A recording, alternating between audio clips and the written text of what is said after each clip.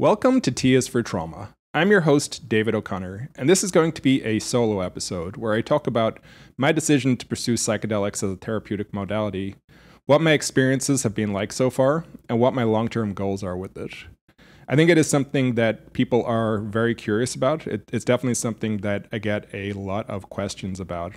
And psychedelics have been more in the mainstream in the last 5 to 10 years.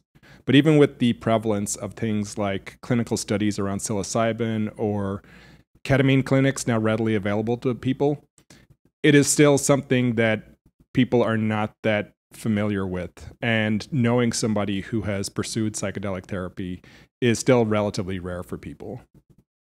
So what I will not try to do during this episode is to persuade you to use psychedelics. I'm by no means an expert in the space, and I would say that I only have a beginner's grasp on the mechanisms by which psychedelics work and how they heal trauma. And in general, I think they should be approached very cautiously. It is something that I think people should not make the decision around lightly. And I don't think psychedelics are for everybody, and they're definitely not suitable at all times. And what I will also not be talking about is how to connect with a practitioner or how to get MDMA. It is still a federally illegal substance. And even though I believe people should have access to it legally and at a federal level, it's still not something that I'm comfortable talking about right now with the legal status. So if you are listening to this or plan to reach out to me in the hopes of connecting with somebody who can facilitate an MDMA session, unfortunately, that is not something that I will be able to provide for you. A little bit over a month ago, I appeared on my good friend Danny Mulvihill's podcast, which is called the Mind State Podcast. And some of the questions that he asked during that episode and some of the topics that I covered will serve as the basis for what I talk about today. And the broad outline for the topics that I'll cover are what set of factors led me to starting psychedelics, what the experience has been like for me so far. I'm going to talk a little bit more in depth about some of the things that have come up during those sessions as it relates to childhood abuse, and then the real world consequences now of that stuff coming up. How my life has changed as a result of starting psychedelic therapy, and what my long-term plan is when it comes to continuing to use psychedelics as a healing modality. When it comes to my decision to start psychedelics, I don't think it makes sense to point at one specific thing. I think, like most decisions, it is important to zoom out and look at the long-term picture that led me to that decision. And when I say the long term, if we zoom all the way out back to childhood, I think, broadly speaking, I would categorize my childhood as just very, very lonely and very isolated.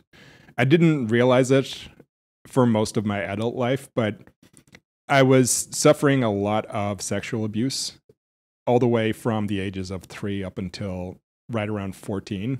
And I didn't feel like I could talk to anybody about that. And because of this, it left me feeling very disconnected from people. And that was my experience through elementary school and through high school. And college was very much the same thing, but a lot of what I was feeling started to get amplified as I started to socialize more. And I would say, again, I did not realize this at the time, but there were many bouts of acute depression and anxiety.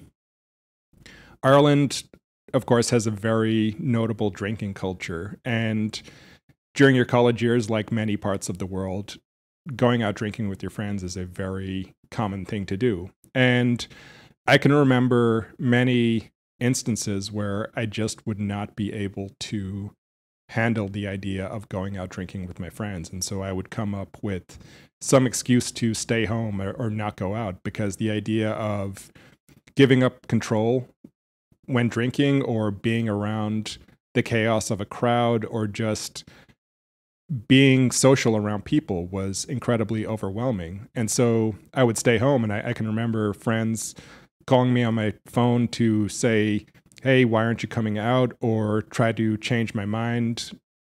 And I was just very resistant to that. And so I was suffering a lot during college, but I really didn't realize how much I was suffering just because, again, I was just very emotionally disconnected. And I will likely come back to this idea again and again as I tell the story.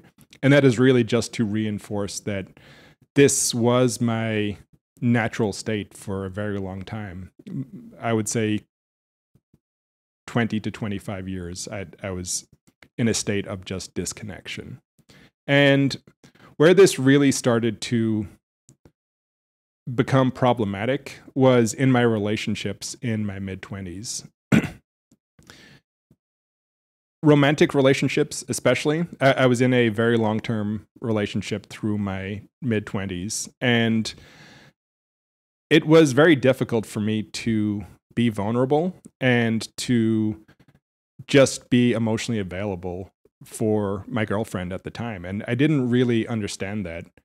And it was also showing up in my interpersonal relationships. Again, it was very difficult to be vulnerable or to show up for people emotionally, to be empathetic or just to connect with what they were telling me. And I would say that I was a very judgmental or walled off person in my 20s. And these were defense mechanisms that I had developed to keep what I considered at the time to be problematic emotions at arm's length. And I didn't really realize this at the time because this was all I knew. But as I started to develop richer friendships and go deeper in a long-term relationship, this really started to amp up the friction that these behavioral issues were causing. And eventually, the rubber had to hit the road, right? I had broken up with that girlfriend at the time several times. And a lot of the time it was because I was not able to just exist peacefully within the relationship. The emotional intensity or just the intimacy required, I was not capable of it at the time. And so I would have these big, emergency break moments where I would just need out of the relationship and I would break up on a whim, which was really shitty.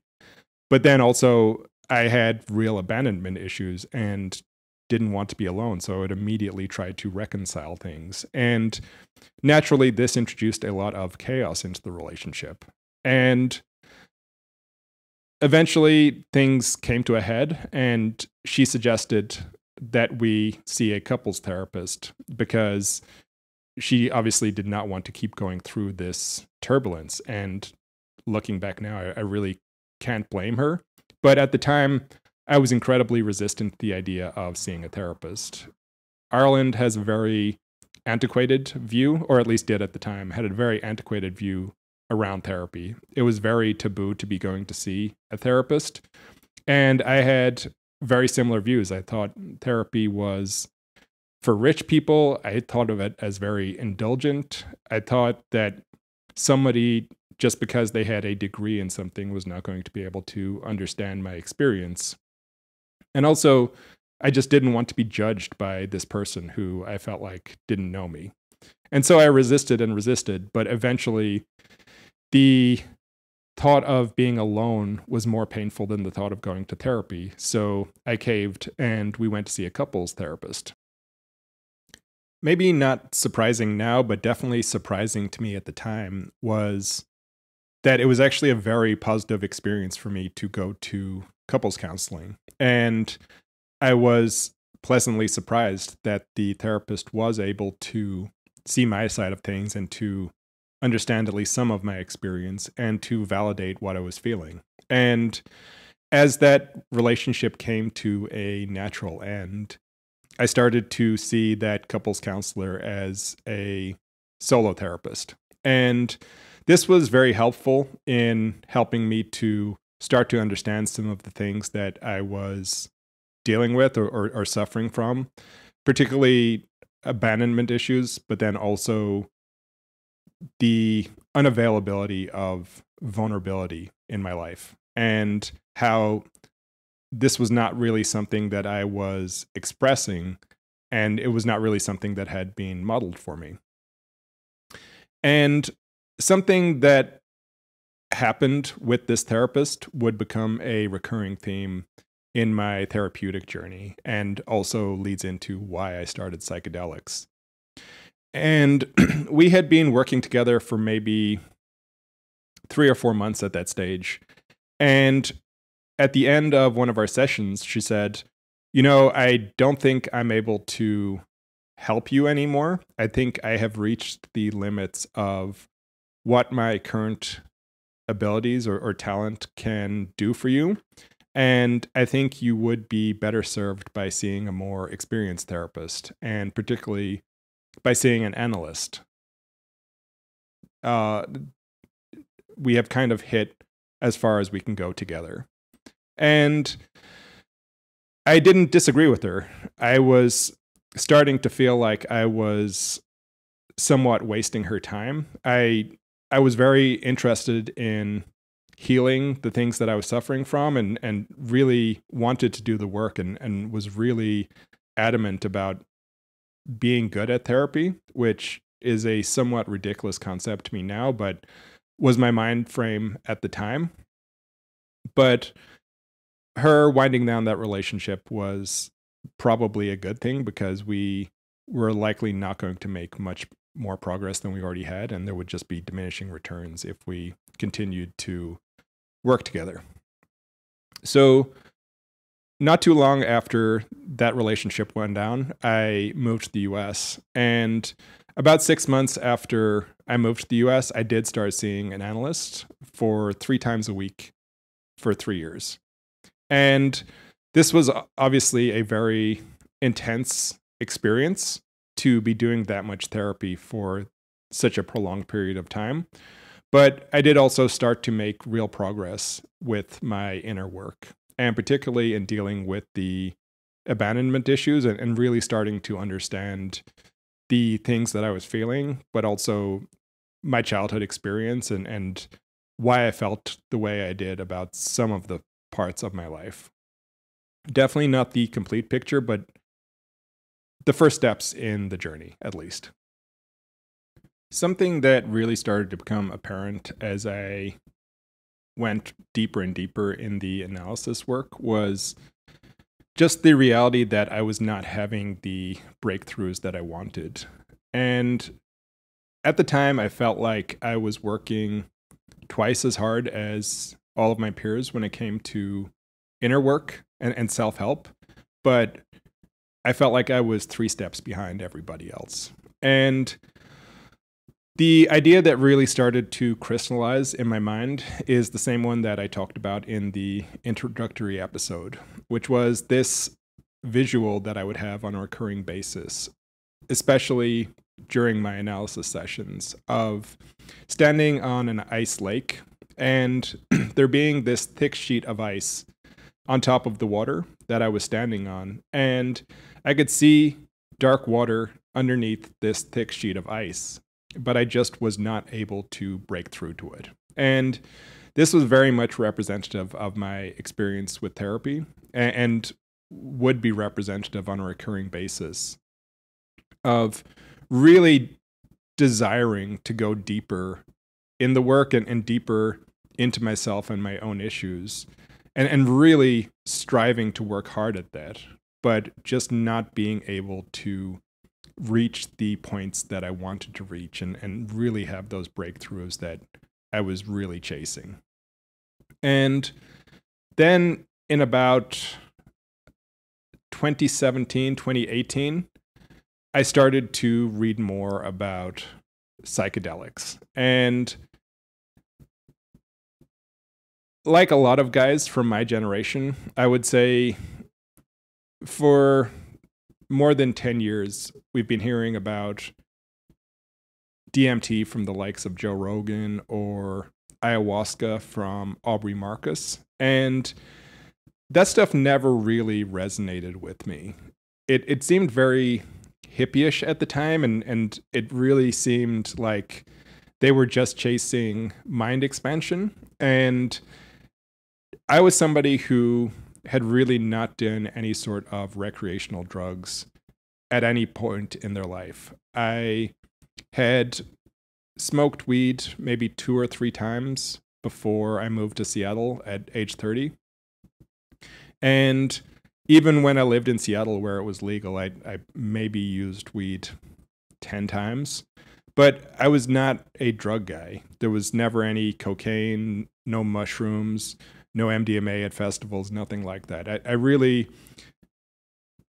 was very scared of the idea of losing control.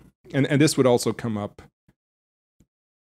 when making my decision to do psychedelics, which I'll talk about in a few minutes. But I was really scared to lose control via these drugs. And this was a big impediment to me investigating them.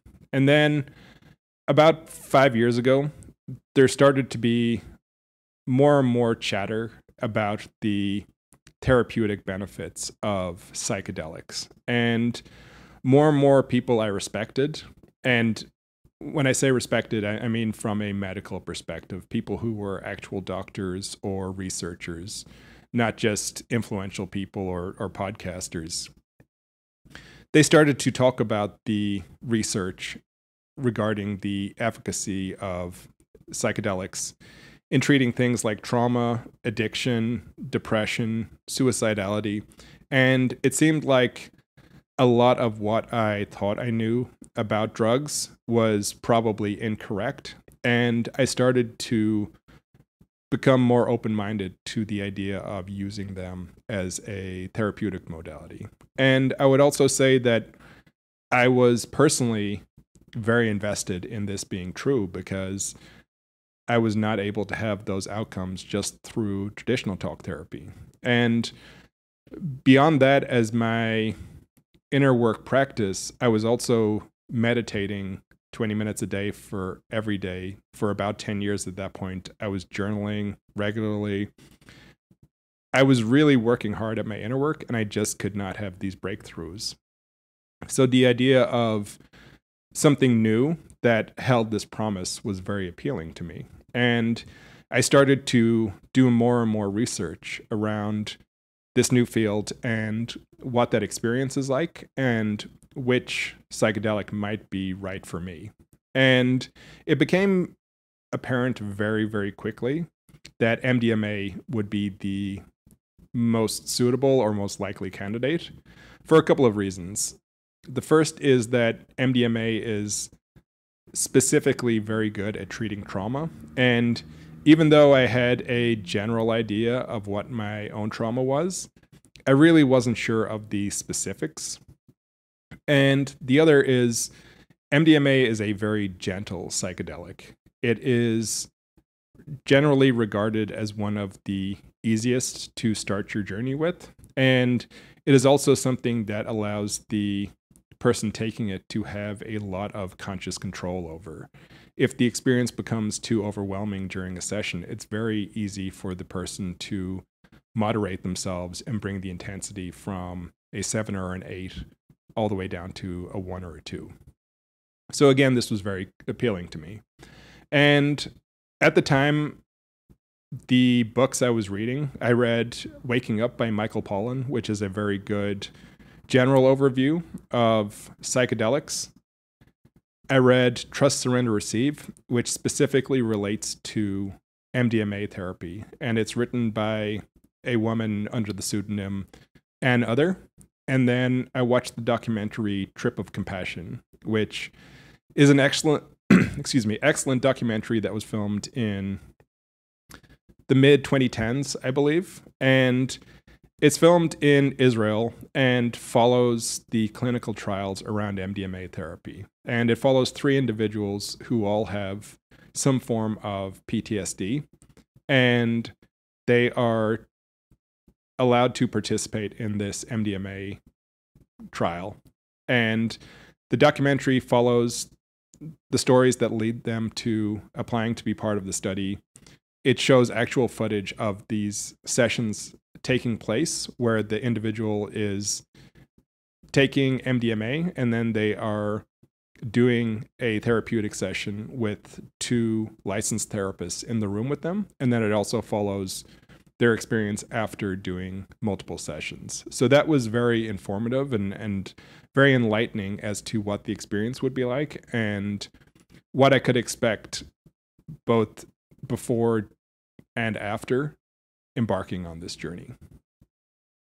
In terms of what my experiences have been actually like, I will say that I have now done, as of October 2022, 7 individual MDMA sessions. And each session has followed the same basic format. I wear noise-canceling headphones and an eye mask to block out the external stimuli. And I usually play some sort of calming meditation music on the headphones, which is designed to elicit different emotional states as the music rises and falls. And of those 7 sessions that I have participated in, 3 have been guided sessions and 4 have been unguided sessions. And in terms of the difference between those 2 things, I think it is very important for people to do guided sessions initially. Starting out MDMA therapy or any sort of psychedelic therapy can be a very scary and uncomfortable experience. And I think having a guide there with you can introduce a lot of comfort into the situation. And I would say that you should expect to be very nervous, both in the days leading up to the session and also right before you start. I think that's very normal. And I think just having that other person there who has experience with this is incredibly beneficial. But then also in my case, specifically, doing solo sessions is where I have had, I would say, the biggest breakthroughs. Not that I didn't have breakthroughs during my guided sessions, but the solo sessions, especially, I had significant breakthroughs. And I think this is very specific to my situation because I had a lot of shame around what happened to me. And I think this is evident in the way that my body and my brain completely just locked that down and blocked that away from me.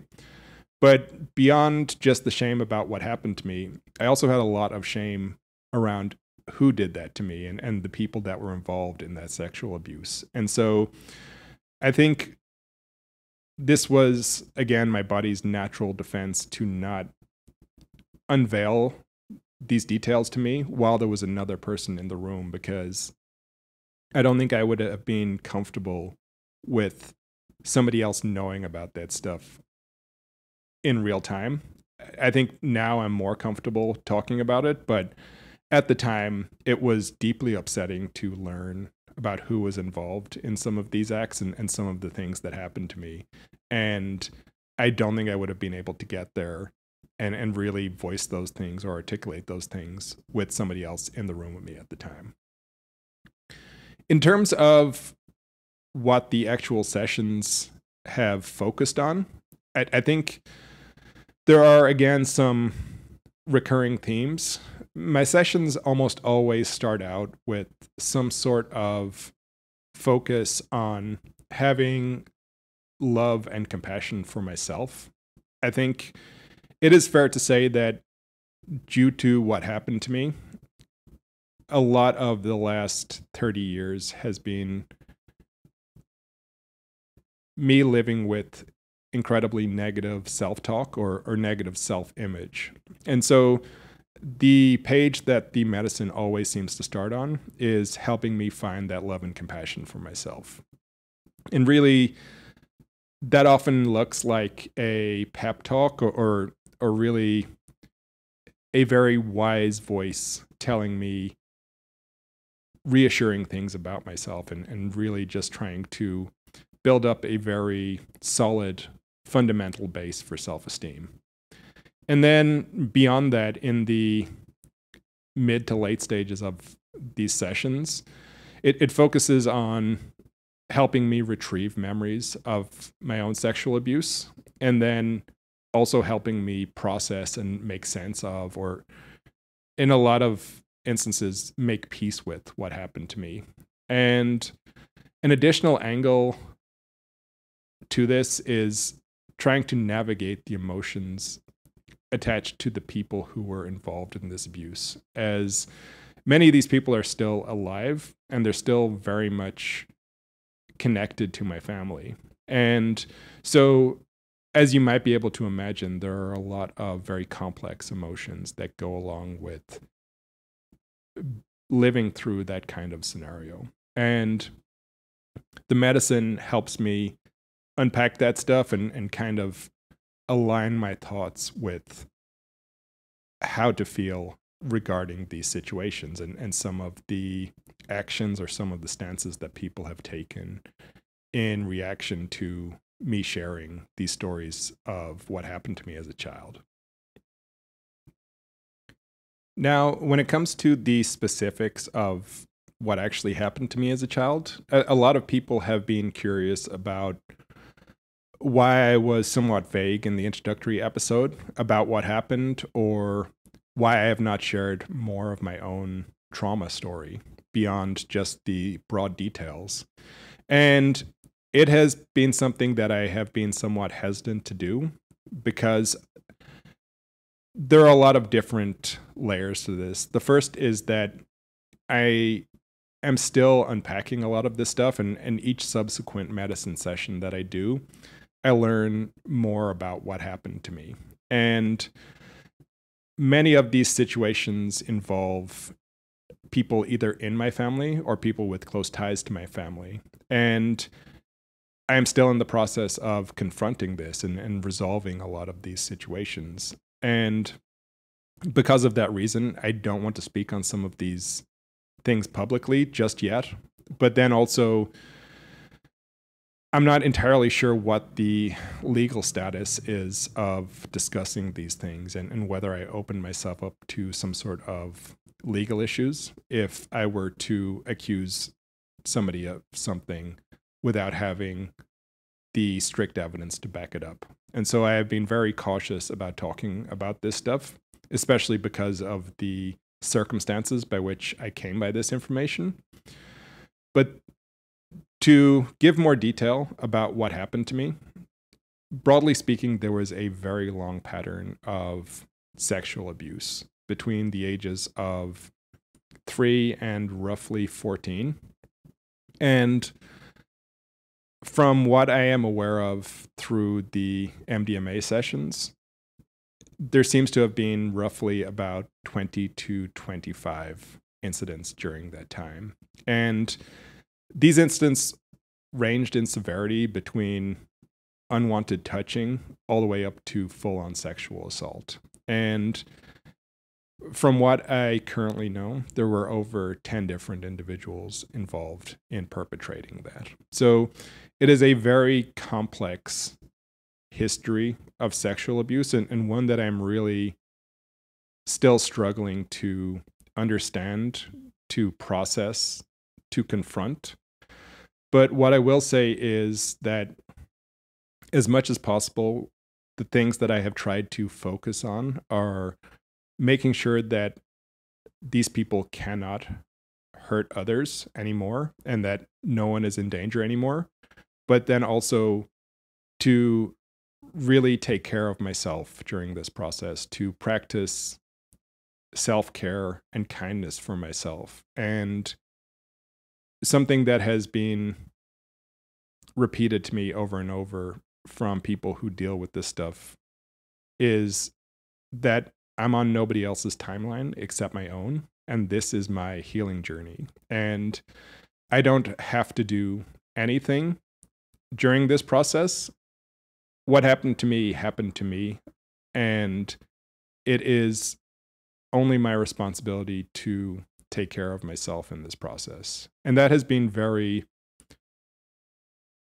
emotionally challenging and definitely very fraught, because my natural inclination is to be very proactive and very rah. And this is how I tried to approach this for the first year of working through this stuff. And it really was just not healthy for me. I really almost brought myself to a breaking point trying to work through this stuff and confront this stuff so aggressively. And it really just was not the thing that was the most conducive to me finding healing and finding grace in this situation.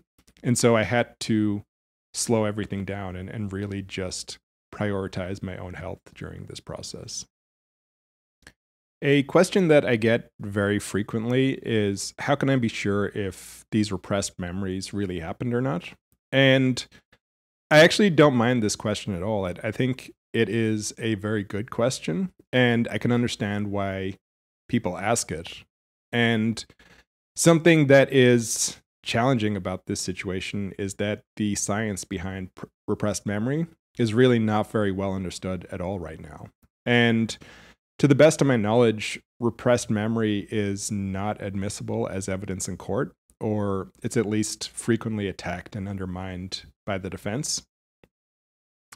And something I think that is important to understand is MDMA is a psychedelic, but it is not regarded nowadays as an hallucinogen, even though oftentimes you do sometimes experience things that are difficult to explain. And that might seem like a contradiction, but it refers more to the nature of what you see. During these psychedelic sessions, you often experience a very heightened state of intuition, and you feel like you are able to intuit things that potentially you couldn't possibly know. And sometimes you would also not even be able to confirm these things. And for me, the decision of what to believe or what not to believe exists on a spectrum.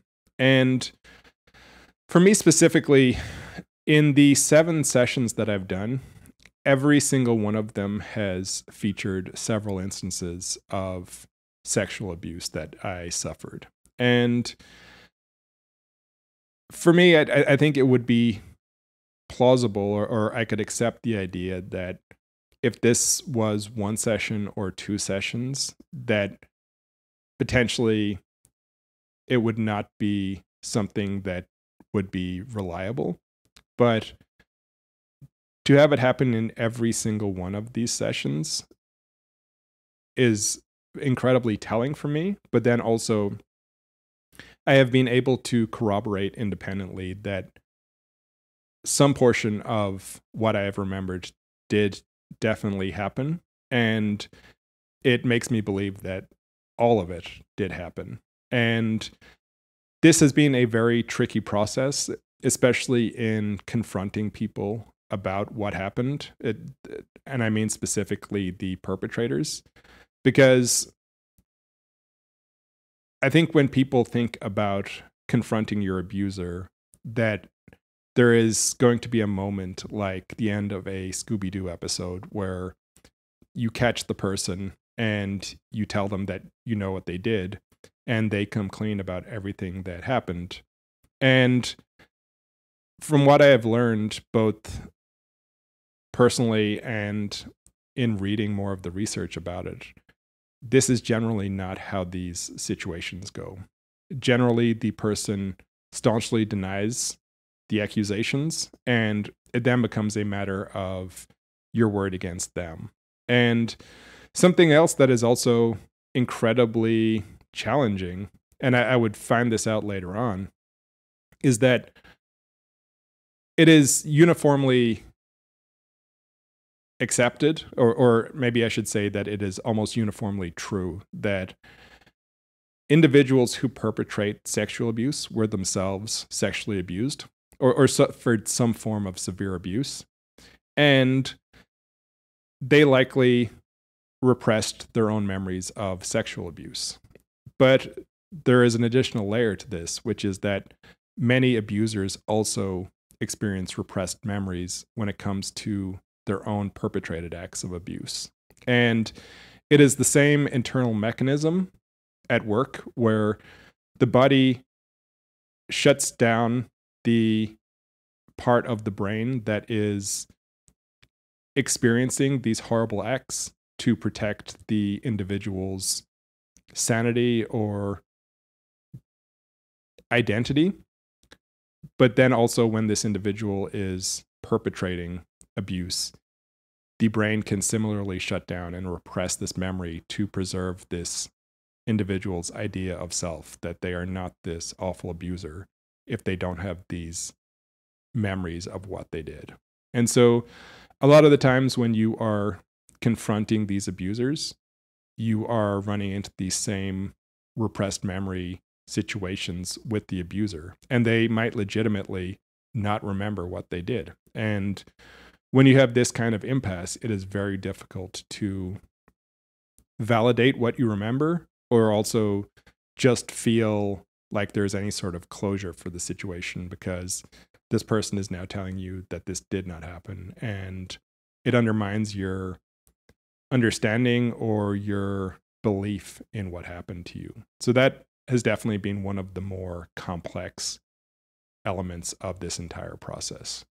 But I would say to be shown memories of this 7 times in a row over a period of more than 2 years is reliable enough for me to very conclusively believe that all of this did happen to me. Another question that I get very frequently is, why do you keep doing sessions? And usually this is asked from the angle of, what you're describing sounds terrible to go through, or I would never want to relive these kinds of experiences. Do you not just want to draw a line under doing psychedelic therapy and just call it good? And I never really understood this at all, because for me, it really was never an option to stop. Obviously, objectively, there's always the option to stop. No one is forcing me to continue to dig into this stuff. But internally, or just spiritually, it was not an option for me to stop. And for those that know me well, I have a French bulldog named Monty. And something that I was amused by during a recent session was the comparisons that the medicine drew between Monty and myself. We're both very stubborn, determined individuals. And when Monty gets his jaw locked on something, he doesn't let go of it for anything. And that's how I think about this work for me. I want to know everything that happened to me, because I believe that is the thing that is most conducive to my healing and to processing this incredibly extensive trauma. And I don't know how long more I'll have to do these sessions. Something that comes up a lot when you talk to practitioners in the space, or people who have a lot of experience with psychedelics. A lot of these sentiments can be very hand-wavy, and if you have not done this work yourself, it can be difficult to understand. But the thing that gets repeated over and over again is that the medicine will let you know when you are done. And I definitely don't feel like I'm there yet. One thing I'll also say is, this process is incredibly intense and incredibly taxing. And out of self-preservation or self-care, I've had to lower the frequency that I do these sessions. When I first started out with my MDMA therapy practice, religiously, I would do a session every quarter. And I really wanted to hammer this work and really have all of the breakthroughs and just go, go, go. And kind of like I was describing during the last question, I really almost brought myself to breaking point by trying to do this work so aggressively. And it was not the healthiest way to do things. And so something that I think is kinder to myself is to slow down on the frequency of my sessions. So now I do one every 6 to 9 months. And that gives me a lot more time to integrate what comes up during these sessions, because if you ever do psychedelic therapy, you realize that so much information comes up that it is like drinking from a fire hose. And if you are just constantly doing sessions at a very high clip, it can be difficult to integrate these big takeaways. You might get the top 1 or 2, but oftentimes during sessions, there might be 10 to 20 insights that need integrating. And so slowing down and giving more time to rest, recover, integrate that information, and then get myself mentally ready for the next session has been a lot more healthy and a lot more beneficial to my progress. When I stop and reflect on the way my life has changed since starting psychedelics, I would say that things have been changed in an almost countless number of ways, but fundamentally, just knowing about my childhood sexual abuse has had a significant impact in me understanding why I feel the way I feel about so many things. And this has just given me a deep sense of inner peace to not spend so much of my life confused or feeling isolated or feeling out of control or directionless. So that is the first part. But it has also helped me have real breakthroughs in talk therapy. And in particular, the work that I do with somatic therapy and internal family systems. And if you're curious to know more about both of these things, I would suggest listening to my episode with Laura Shook Guzman, who is my own therapist. She explains what both of those modalities are and how they work. And just having these experiences with psychedelics has allowed me to just be a more connected person. And I'm able to experience my emotions much more quickly these days. And this really stands out during talk therapy sessions now, especially in the somatic and IFS work, because these things come to the surface much more quickly, and they also work through very, very quickly. But I'll also say, just broadly, doing the psychedelic therapy work has helped me to become a much more calm, more connected, more compassionate, loving person. And my life is just a lot less chaotic and a lot less compulsive than it used to be. I would say that I am just a much more peaceful person now after having done psychedelics. The last question that I get a lot is, what is my end goal for psychedelics, or what is my long-term strategy? And somewhat in line with the last talking point is, one of my goals is to understand fully what happened to me as a child, because I think this is one of the things that is most conducive to my healing. But then beyond that, I want to find grace for myself for the ways in which this abuse has affected me and my life. And then also to find forgiveness and compassion for my abusers. And I think that concept or that idea is something that does not sit well with the vast majority of people. And certainly from what I've observed in the last couple of years in talking to people about this, people have very little empathy for sexual abusers. And I think that is very, very valid. I don't think there is any way to justify these acts But when I talk about forgiveness for them, this is really much more for me than it is for them. And it is much more about allowing me to release the hurt and the pain that I have been holding for several decades now, and to help me find my own inner peace. So to find forgiveness or compassion for what they did to me is not the same as excusing what they did to me, or rationalizing it or justifying it. It is really allowing me to heal fully and to release that pain that still resides inside of me. So I would say that is really where my goals stand right now. And I think I am well on the way. If I were to guess, I am somewhere right around halfway through my journey. That's what feels intuitively correct right now.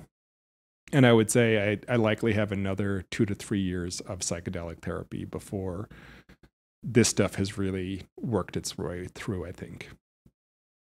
So with that now said, that covers all of the topics that I wanted to discuss today. And I hope this episode was helpful for people in allowing them to understand better what psychedelic therapy is and how it can help people. And if you are curious to know more or would like me to answer any other questions, please do reach out to me, probably by Instagram DM, or if you want to email me at david@tisfortrauma.com. I will try to answer your question either directly or in a future episode. Thank you for listening.